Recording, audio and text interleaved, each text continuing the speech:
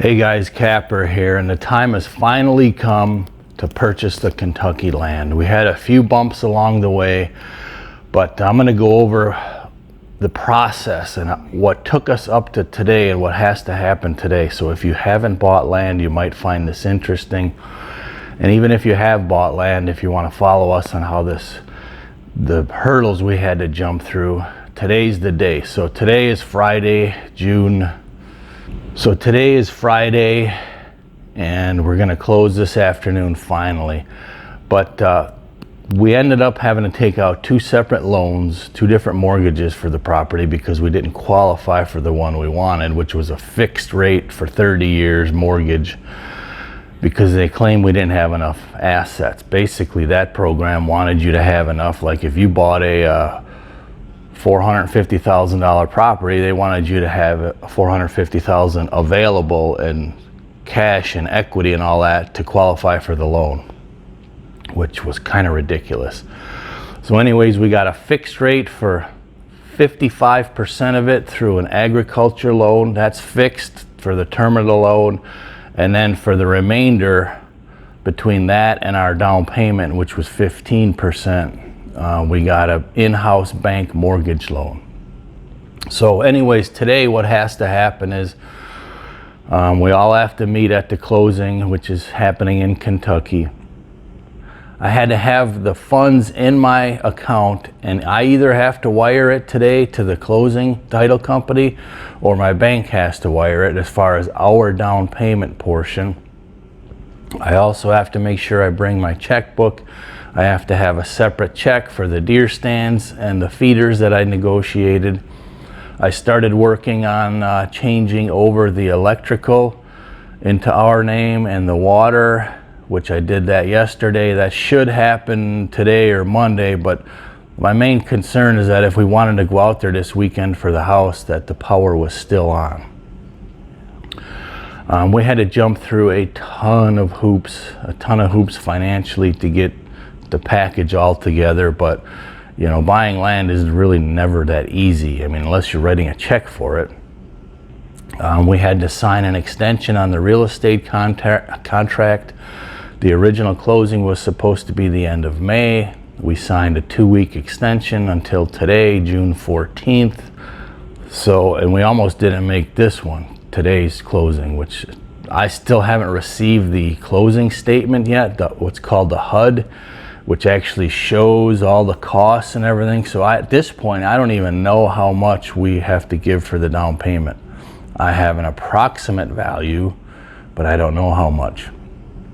And if you recall that survey, that was about $8,000, and that was our cost as per the contract. But I opted, instead of to shell that out of pocket, I'm gonna roll that in with one of the mortgages.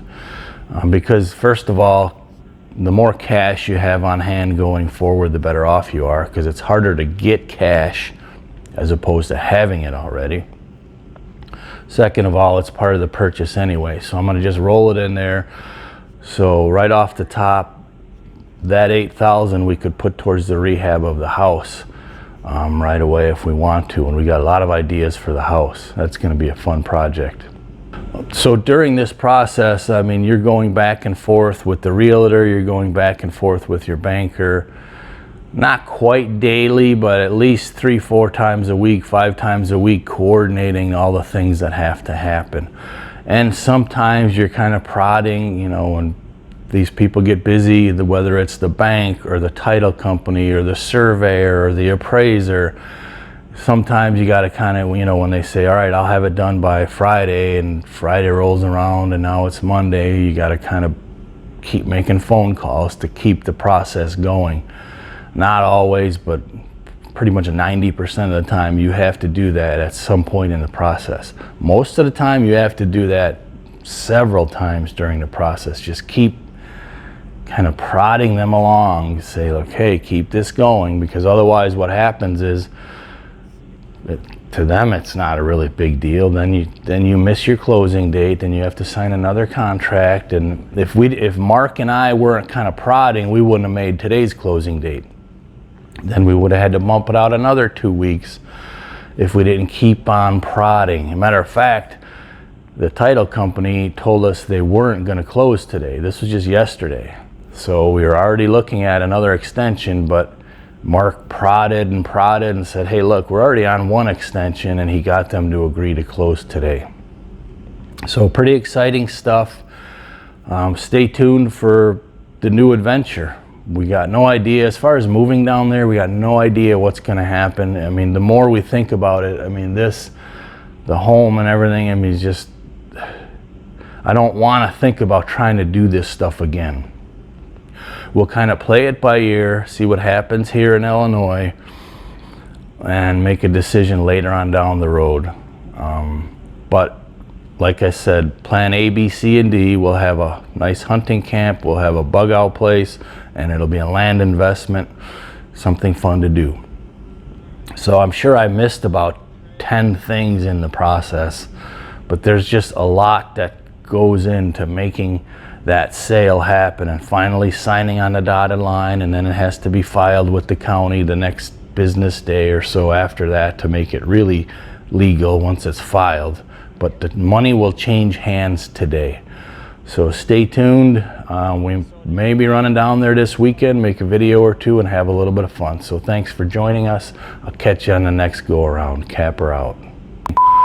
And even if you have bought land, if you want to follow us on how the hurdles we had to jump through, today's the day. So today is Friday, June, oh boy, 13th maybe? Friday the 13th. Anyways,